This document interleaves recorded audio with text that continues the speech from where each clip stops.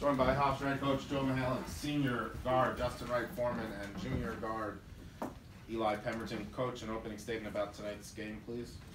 Well, I thought it was a great college basketball game. Two good teams going toe-to-toe. Both teams played well. Today, I guess we were a little bit better than they were.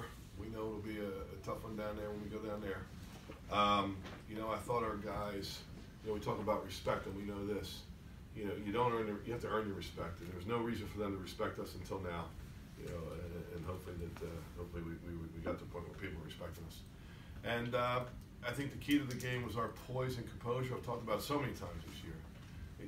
When we got to one, maybe once or twice to get to one. All right, I'm not sure how much time was left when we did twice. And I think I said this, but if not, I'll say it. If I did, it's worth repeating. When the going gets tough, when we go through some tough times, a lot of players will think about losing. Our guys don't do that. They think about winning. They think about what they have to do to win. And I think that's what the good teams do. That's what the good players do. I mean, they don't think about losing when things go bad. They start thinking about winning even more. And I'm proud of these guys. Questions?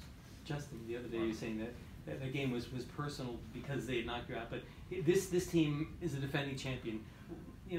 What did it mean to you to beat these guys? I'm going to be honest. This whole week was personal. We had a great week of preparation going into these games, so we knew what was at stake during this little road trip that they had. So it was just our job to come out and just bring the energy and just play basketball. Nick? Coach Jalen Ray, 14 points off the bench. How big was his help today? When we're in the locker room, we had some fun in there after a win, which you're supposed to do, and we talked about guys that had good games. We kind of saved the last guy that we talk about is a guy we feel like he should be player of the week. Elijah should be. I don't know what anybody else. Maybe somebody on another team scored 40 twice, but Elijah should be player of the week in our conference. But to think the star of the game today was Jalen. Elijah was unbelievable. Justin was his usual self, but Jalen made big shots when we needed them. And we had a lot of guts and a lot of courage, and we really needed somebody to give us a boost, and he did. Next. So last year, you guys had them down like 16 or 18 down there. After they came back, I know it's not fully the same team, but is that on your guys' minds when you're up in the first half and they get down to one, and to know that this is a team that has that championship muscle memory, it's not going to go away? I'm trying to remember my feelings at that time. I think I feel the way these guys feel. And maybe last year we were a little different. I think we're different this year. I really do. I think we're a different team. I think there's a different makeup. There's a different chemistry. There's a different vibe. And last year, you're right. Last year we had a big lead. They came back and we let it slip away. This year, I don't think anybody felt like we were going to. I think everybody felt like we could still win the game. Joe, Charleston leads the conference coming into this game in points allowed. You guys start 1 for 6. You end up shooting 62%, put up 86 points. Talk about the efficiency today offensively. These guys just made plays. You can watch yards and miles of tape and come up with some actions and some plays you think are going to work. But these guys have to execute, and they did. They just made good decisions. They made good, strong moves when they had to. They made shots when they had to. And these guys did a great job. Eli, obviously all the defenses are focusing on Justin. What does that mean for you, and what sort of responsibility you feel to kind of pick up the slack and do that? And just how does that affect your game? Yeah, it's not even picking up the slack. I think as a secondary playmaker, just getting everybody involved still, just keeping the same game plan.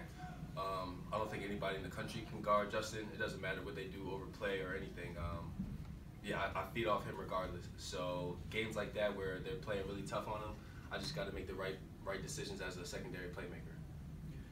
Joe, Shaquille Taylor gives you 16 points. A lot has been made about his defense this season, and rightfully so, but to have him do that on the offensive end, where you didn't have to rely on Justin and you had some of the supporting cast get it done for the second game in a row, how encouraging is that? Yeah, we have a good balance. We have a guy we can throw the ball to who's going to who's going to score from in there and finish, and he got 3 block shots, and he has a presence in there, and he's really playing good basketball. I couldn't be happier for him. And to follow that up also, given the circumstances in Charleston coming in defending champion, would you say this game is maybe one of the more impressive performances of your field? Well, to date, we've had some good ones. And the mood in that locker room over there is that we're really proud of what we did today, but we just, we know that we haven't even played everybody once yet, and you have to win at home, which we've done so far. We got a bunch of road games coming up now. I think the majority, it's a little bit imbalanced because we've had more home than away. So we got 3 in a row coming up on the road. So we got to get better if we want to keep this going. Both players, Michigan lost today, and at the Go very, Duke. Go Duke. At the very least, you're the second, and maybe you'll have the longest if Virginia loses. What does that mean to you? Just the 14 in a row. I think I can speak for both of us. We're extremely proud of what we got going on here. This is a tremendous opportunity that we're on. We just got to keep riding this wave that we're on and just keep playing basketball. Like the coach said, the chemistry in the locker room is great, both on and off the court. So that's why it's a great credit to what we're doing on the court. So we just got to keep at it. Justin and Eli, we kind of talked about this a little bit on Thursday, but you guys don't seem to feel the pressure of the streak. It's kind of like the more you win, the more you want to win. It's definitely a confidence thing, but go ahead. I think our team, we like just being the hunted. Guys have just been working. That's all it is. No secret. Everybody's working. We know that we're the hunted now, so I think we like it. I like it. We've decided to just have some fun with this. It could end on Thursday. We don't play well Thursday nights. We're going to lose. We know it could end. But we're having some fun with it. You might as well talk about it. You might as well have some fun with it. Hey, our goal wasn't to win 14 in a row. Our goal is to be good in March, hopefully climb up the ladder, cut down the net. Same goal as the other 10 teams. But we're having some fun with it. You might as well. Everybody else is talking about it. We're having some fun with it. Justin, Eli talked about you and about how nobody can stop you. What can you say about the way he's progressed and the kind of game he's bringing every night now? I can say the same thing about him. I don't think anybody in the country could guard him. He just brings exceptional energy to the court, especially when he's been playing the way he's been playing. Very confident, attacking the basket. He's getting back to the Eli Pemberton that we all know. So it's a great credit to him. He's a workhorse. He works out all the time. Me and him and Jim getting shots up. So it's a credit to him. He's in here by himself. So I really can't. I love being next to him. Love it. I think Elijah's really embraced it. I mean, it's got to be fun if you can really play, and the other team's going to spend all their time on number 3. Yeah. I mean, this guy, shouldn't even talk to him, but he's quietly, scoring more and more points. He could end up as a top 10 scorer in Hofstra history. He's on his way, and he did it all the while by just enjoying the fact that this guy gets all the attention, and he can fly under the radar and get his 17 to 20 every night, and tonight he went ahead and got 26.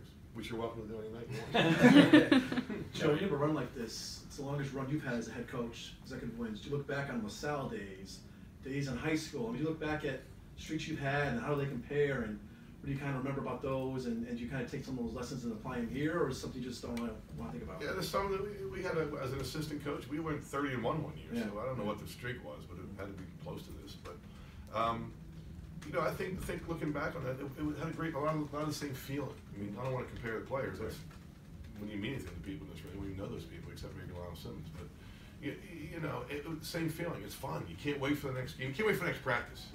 And that's what's real. And you can see these guys shaking their heads. We like being together.